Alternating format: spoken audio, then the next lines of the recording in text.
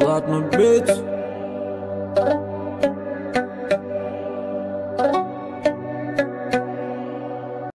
Meni suyuktуу досторум, мен Исмаилова Диана. Карагулжа районунун Кочаты айылында Сагындык атындагы орто мектебинин 3-классында окуймун.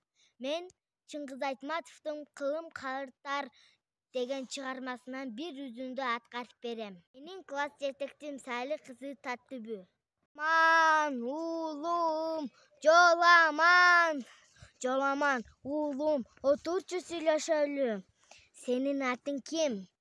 Сен мени тааныйсыңбы? Сенин атаңдын аты Дөдөнбай. Сен менин уулумсуң.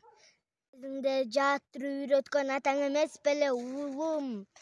Сенин эли журтуң, ата тегиң ким? Сен менин уулумсуң. Ата тегиң Найман болот. Уктуңбу? Келчи, сенин башыңды эмне кылышкан? О жараткан, мал-мүлктү алса болбойбу? Жерди алса болбойбу? Анчалык душман экенди башты алса болбойбу? Тигилер ким, уулум? Сен аларга эчтеке дебе, мен келем кайра. Сен менин уулумсуң. Сенин ата тегиң Найман болот, билдиңби? Сенин атың Жоламан. Атпа, уулум, атпа.